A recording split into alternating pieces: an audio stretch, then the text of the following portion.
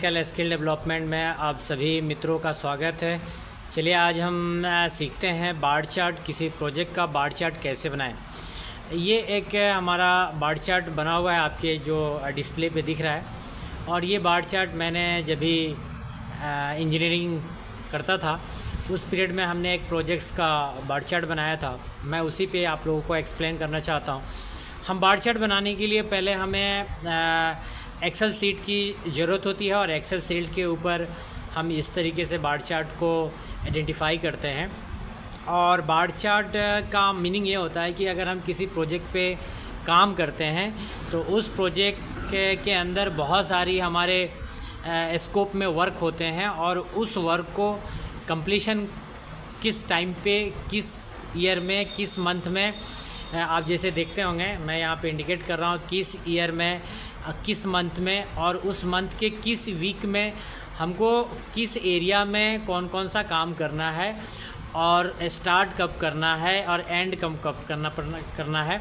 ये सारी चीज़ें हमें कंप्लीशन हमें बार चार्ट के माध्यम से हमें जो हमारा क्लाइंट्स है उसको देना पड़ता है, क्योंकि कोई भी क्लाइंट्स जब आपसे प्रोजेक्ट के ऊपर वर्क कराता है तो वो अपने प्रोग्रेस एक्टिविटी को बार चार्ट में मांगता है कि आप बार चार्ट बना के मुझे अपने प्रोग्रेसिव रिपोर्ट दीजिए। तो हमें कैसे बनाना चाहिए, चलिए हम इसको थोड़ा सा बनाते हैं। सबसे पहले एक्सेल शीट में फर्स्ट में मैं थोड़ा सा इसको जूम करता हूँ।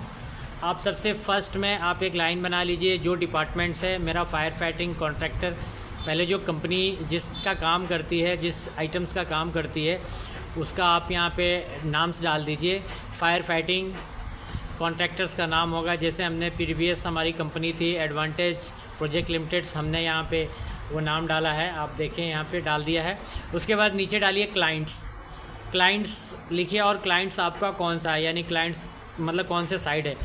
तो हमारा ये VW कैनन रायपुर का प्रोजेक्ट्स था। उसके बाद आप सेकंड कॉलम में आइए, ये सेकंड कॉलम में आइए, इसमें ईयर डालीजिए किस ईयर का है। तो ये देखिए यहाँ पे ईयर डालिए, ये ईयर 2014 का था, मतलब ये मेरा 14 का था। अभी हम इसको डालेंगे 2020, जो आपका ईयर होगा 2024, ठीक है।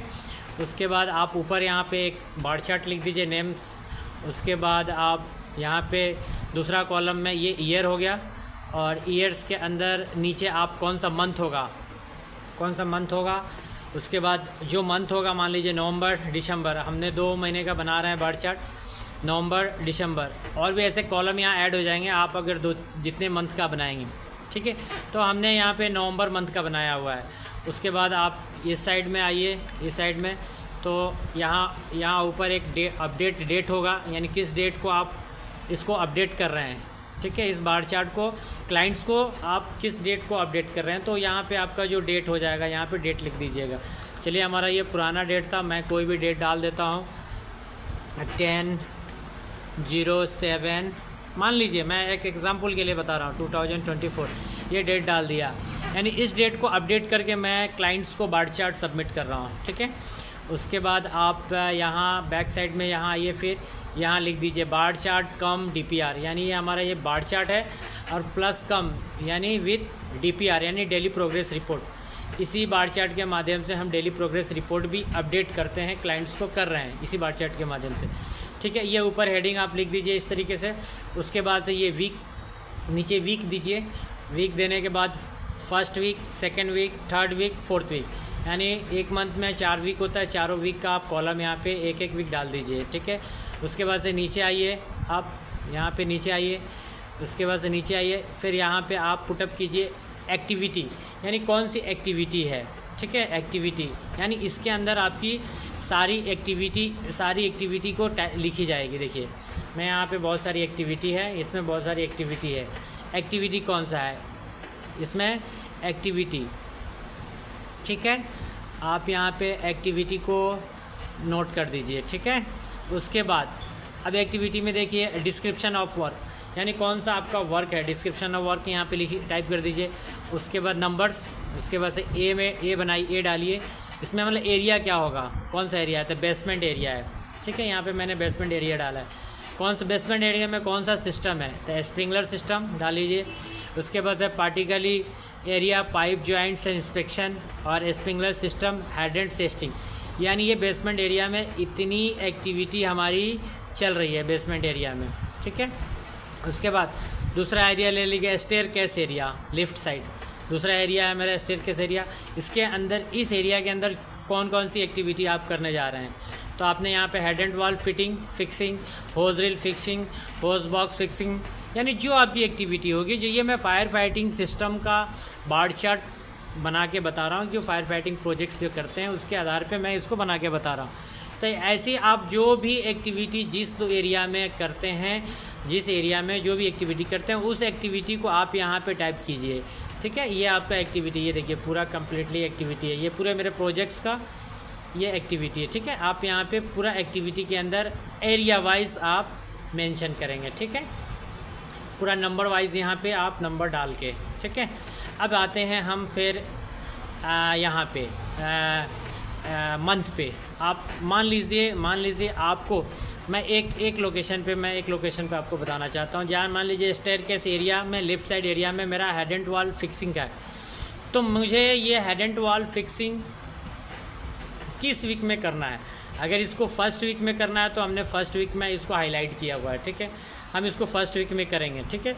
फर्स्ट वीक में अगर मुझे करना है तो किस डेट से, देखिए अब यहाँ पे एक कॉलम, यहाँ पे एक कॉलम है, देखिए यहाँ पे एक कॉलम है कंप्लीशन डेट, ठीक है। यहाँ पे एक कंप्लीशन डेट, यानी यहाँ पे हमने फर्स्ट वीक में हाईलाइट कर दिया कि मैं जो फर्स्ट वीक में इसका काम करना है।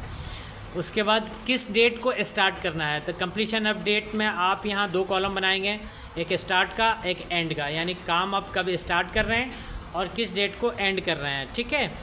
फिर इस लाइन में आप स्टार्ट डेट डालेंगे। मान लीजिए ये आपका हेड एंड वॉल फिक्सिंग है, फर्स्ट वीक में आपने लिया है, नवंबर के फर्स्ट वीक में आपने लिया है कि मुझे ये काम करना है। तो आपको स्टार्ट कब करना है, मान लीजिए, तो स्टार्ट कब करना है, मैं स्टार्ट आपको करना है 30/10/2014 को मान लीजिए स्टार्ट करना है। मान लीजिए मैं यहाँ पे अभी नया डेट डालता हूँ, सपोज डेट मैं यहाँ पे अभी नया डेट डालता हूँ। मान लीजिए आपको स्टार्ट करना है, मान लीजिए 20/11/2024 को स्टार्ट करना है, ठीक है। और मतलब फर्स्ट वीक में 20/11 नहीं होगा, 2 होगा। मान लीजिए फर्स्ट वीक हम लिया है ना, तो 02 यानी 2 तारीख 11वां महीना 2024 को हमको स्टार्ट करना है, और इसको उसी वीक में हमको एंड करना है, क्योंकि हमने यहाँ पे दिया है कि फर्स्ट वीक में मुझे एंड करना है। तो मान लीजिए आपका जब कंप्लीशन हो रहा है उस वीक में, 7 दिन के अंदर में जब कंप्लीशन आपका हो रहा है, तो मान लीजिए आप यहाँ पे डाल देंगे कंप्लीशन डेट, आप डाल देंगे, मान लीजिए कंप्लीशन डेट आप डाल दीजिए। 2 तारीख को स्टार्ट किया, मान लीजिए 5 तारीख को आपने कंप्लीशन डेट डाल दिया 05/11/2024। तो ये आपका क्या होगा, आपने यहाँ देखा, आपने यहाँ पे स्टार्ट किया, कितने तारीख को स्टार्ट किया आपने, यहाँ पे देखिए आपने स्टार्ट किया 2/11/2024 को और एंड किया 5/11/2024 को, यानी कंप्लीशन डेट। अच्छा, वर्क एक्सिक्यूट स्टेटस, यानी वर्क का क्या स्टेटस है, कंप्लीट हुआ या नहीं हुआ, ठीक है। तो ये डीपीआर में चला जाता है। फिर तो ये आपको बार चार्ट में देना रहता है कि आपने क्या किया, आपने इस डेट को मतलब स्टार्ट किया, इस टाइम को एंड किया, तो क्या है completion work of execute status, यानी कंप्लीट हुआ तो आप लिखेंगे कंप्लीटेड लिख देंगे। यहाँ पे नहीं हुआ तो जो स्टेटस होगा वो स्टेटस आप लिख देंगे वहाँ पे। वर्क इज़ गोइंग ऑन, अगर काम चल रहा है, नहीं हुआ कंप्लीट, तो आप वहाँ पे लिख दीजिए वर्क इज़ गोइंग ऑन। अगर हो गया है तो आप उसको कंप्लीटेड लिख दीजिए कि ये कंप्लीट हो चुका है। उसके बाद फिनिश, मतलब अगर वर्क इज़ गोइंग ऑन अगर यहाँ है, अगर काम चल रहा है तो यहाँ आप लिखेंगे वर्क इज़ गोइंग ऑन। नहीं, अगर काम मतलब कंप्लीट हो गया है तो कंप्लीट लिखेंगे, और फिनिश ऑफ परसेंटेज यानी 100% है, यानी आप फिनिश हो गया है तो 100%, रिमार्क में कुछ भी नहीं रहेगा, ठीक है। तो इस तरीके से आप जितने भी एक्टिविटी हैं उसके एक्टिविटी के सामने आप जिस वीक में आप काम को करने वाले हैं उसको उस वीक को हाईलाइट कीजिएगा आप, और हाईलाइट करके उस वीक के सामने आपको कंप्लीशन डेट में स्टार्ट डेट में आप आप इस तरीके से, ये पहले का है, मैं इसको डिलीट करना चाहता हूँ। तो स्टार्ट डेट और एंड डेट डालिएगा। उसके बाद वर्क एग्जीक्यूट का क्या स्टेटस है वो आप डालिएगा यहाँ पे। अगर काम कंप्लीट नहीं हुआ है, चल रहा है, तो उसको डालना है, पर फिनिश कितना है। इन केस आपको किसी काम में अगर कोई इशू है, कोई तरीके की चीज़ है, तो आप रिमार्क में यहाँ पे देखिए, यहाँ पे रिमार्क है। मान लीजिए बहुत सारी जगह पे ये होता है कि ठीक है हमने बार चार्ट बना के दे दिया और क्लाइंट्स की तरफ से बहुत सारे इशू रहते हैं, बहुत सारे क्लियरेंस नहीं रहते हैं, तो ऐसे कंडीशन में क्या होगा, तो वो चीज़ें आप रिमार्क में डालिए, रिमार्क में लिखिए। ये रिमार्क है आपका, ये देखिए रिमार्क का कॉलम एक बनाइए, बार चार्ट में एक रिमार्क का कॉलम बनाइए जिसमें आपका कोई भी रिमार्क हो। ठीक है, अपने बार चार्ट बना के अपने प्रोजेक्ट का start and finish and progressive report के माध्यम से आपने क्लाइंट को सबमिट कर दिया कि ये प्रोजेक्ट्स मुझे मिला है। उसके बाद नीचे आप आइएगा प्रीपेड बाय, यानी प्रीपेड किसके द्वारा हो रहा है, इंजीनियर, किस इंजीनियर के द्वारा है। तो ये देखिए ये मेरे द्वारा इसको बनाया गया था, तो मैं अपना नाम यहाँ डाला हूँ। उसके बाद यहाँ चेक्ड बाय, यानी जो चेक करेगा आपके डिपार्टमेंट का उसका यहाँ पे नाम होना चाहिए और डिजिग्नेशन होना चाहिए। उसके नीचे आप नोट में अगर कोई भी चीज़ें हैं तो नोट में आप डाल सकते हैं। तो request for clearance for HPT testing work for first and second floor because ideals labours is starting as per day 4%। तो आपके जो भी, मान लीजिए बार चार्ट तो आपने बना के दे दिया और इसी के माध्यम से आपको क्लाइंट आपसे काम भी खोजेगा। ठीक है, तो ऐसे कंडीशन में आपको अगर कुछ भी बार चार्ट बनाने से पहले अगर आपको कुछ भी क्लियरेंस का इशू हो तो आप बनाने से पहले नोट में मेंशन कीजिएगा प्रॉपर जो आपके इशू हैं। ठीक है, तो उस टाइम में आप बार चार्ट जब सबमिट करेंगे तो क्लाइंट आपके ऊपर ज़्यादा ये नहीं होगा, दिक्कतें नहीं करेगा। और अपने प्रोग्रेस रिपोर्ट को ऐसे ही रिमार्क में अगर जो भी दिक्कतें हैं आप अपने बार चार्ट को अपडेट करते रहिएगा।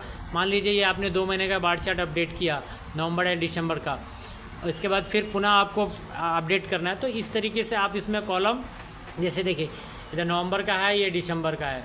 ठीक है, तो आप इसमें कॉलम को ऐड करते रहिएगा, ऐड करके फिर आगे का जो कंप्लीशन डेट है इसी तरीके से आप बनाइएगा। तो इस तरीके से बार चार्ट आप बना के आप एक अच्छे प्रोजेक्ट को कोऑर्डिनेट कर सकते हैं और आपके माध्यम से आप अपने प्रोजेक्ट को कंप्लीशन डेट दे सकते हैं और एक अच्छा आप काम प्रोजेक्ट पे कर सकते हैं। तो इस तरीके का प्रोजेक्ट रिपोर्ट्स या बार चार्ट बना के आप एक इंजीनियर, बहुत ही महत्वपूर्ण पार्ट है बार चार्ट बनाना और DPR बनाना। अगला हमें क्लासेस आपको बताएंगे कि DPR कैसे बनता है। तो मुझे उम्मीद है कि आप लोग बार चार्ट बनाने को सीख गए होंगे और सीख लेंगे। ओके, धन्यवाद आप सभी का।